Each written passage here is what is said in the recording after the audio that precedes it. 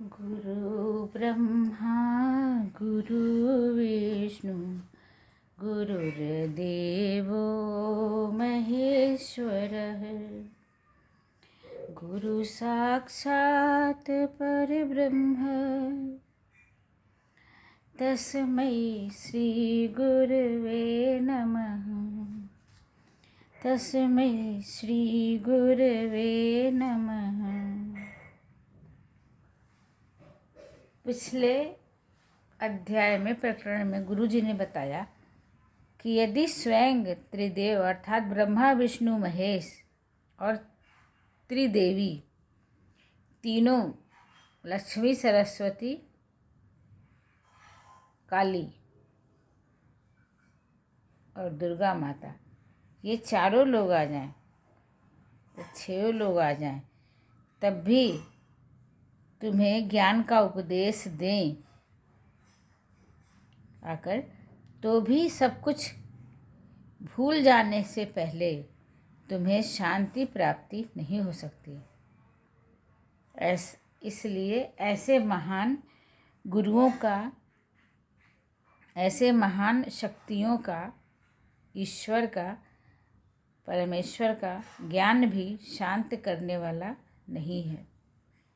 इसलिए जब तक सांसारिक विषयों में आसक्ति है, वह किसी भी प्रकार के सदुपदेश को स्वीकार नहीं करता, भले ही उसे उपदेश विद्या की वाणी, ज्ञान की वाणी सरस्वती ही क्यों न दें। जब तक हम सच्ची शांति तभी मिल सकती है जब उनके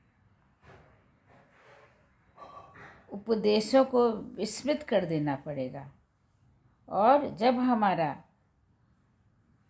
चित्त पूर्णतया खाली होगा तब आत्मज्ञान से भरेगा। ऐसा हमने पिछले प्रकरण में जाना कि सभी विषयों से विरक्त हो जाना है, तभी हम जो है कर्म द्वंद्वों से मुक्त हो पाएंगे और चारों पुरुषार्थों से भी कोई अपेक्षा नहीं रखना चाहिए। अब वो खत्म हुआ चैप्टर, अध्याय, प्रकरण। जो मोक्ष का अभिमान करे या देह से आसक्त रहे, ऐसा व्यक्ति न तो ज्ञानी होता है और न योगी। यह तो केवल दुखों का भागी है, अर्थात वह साधारण सांसारी की भांति मोहग्रस्त रहकर कष्टों को ही भोगता है। अब 17वां प्रकरण है तत्व स्वरूप ज्ञान।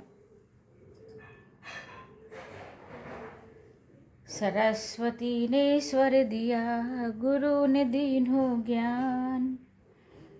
माता पिता ने जन्म दिया, कर्म लिखे भगवान। इसमें आत्मा का कहीं नामो निशान है। सब कुछ जो मुझे करना है, आत्मज्ञान प्राप्त करना है, वो ये संसार नहीं करा सकता। जीवन को सहज बनाने की दिशा में यह संवाद श्रृंखला अद्भुत है। राग द्वेष और सुख दुख से मुक्ति, लोक परलोक से विरक्ति, संसार में रहकर इन सभी विषयों से मुक्ति ही वास्तविक मुक्ति है।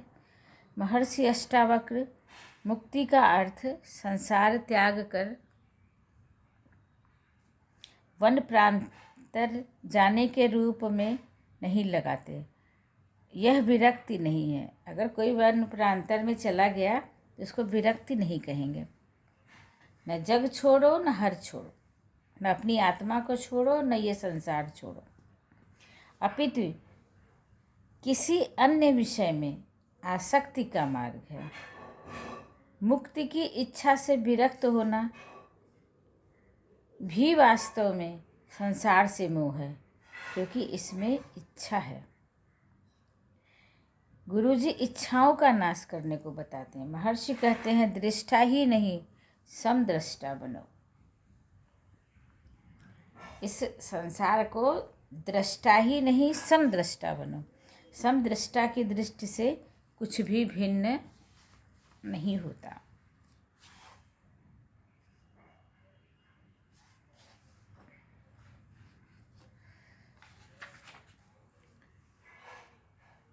पहला श्लोक है,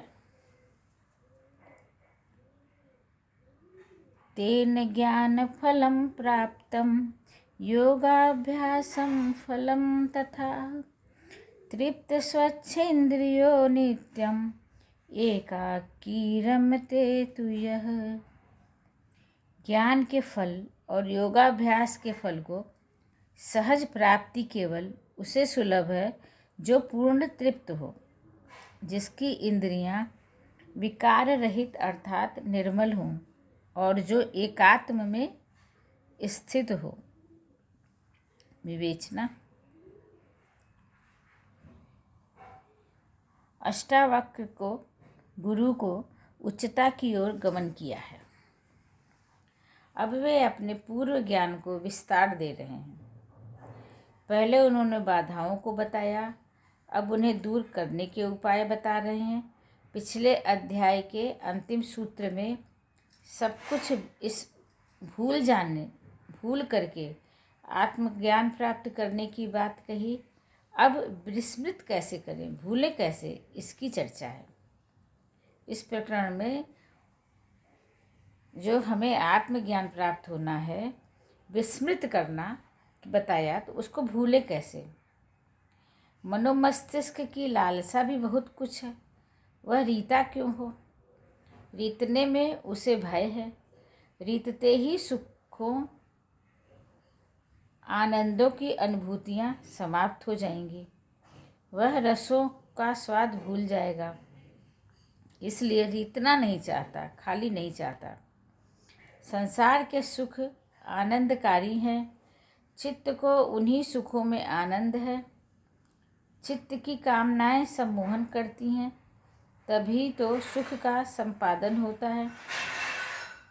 इंद्रियों को रस प्राप्त होगा, तभी तो वो पुष्ट और तृप्त होंगी। पर मूढ़ यह कभी नहीं जान पाता कि चित्त कभी तृप्त होने वाला चंचल विकार है। इसकी पाचन शक्ति तीव्र है, वह सभी कामनाओं को शीघ्रता से पचाता है और नई कामना करता है। अष्टावक्र बता रहे हैं कि देह सुख की लालसा त्याग दो और चित्त को वश में हो जाएगा। गुरुजी बता रहे हैं कि अगर हम देह सुख की लालसा को त्याग दें तो चित्त अपना वश में हो जाएगा, इंद्रियां निर्मल हो जाएंगी और ज्ञान फल की प्राप्ति हो जाएगी। इसी के साथ मैं विराम लेती हूँ। उम्मीद है आप स्वस्थ और मस्त और व्यस्त होंगे।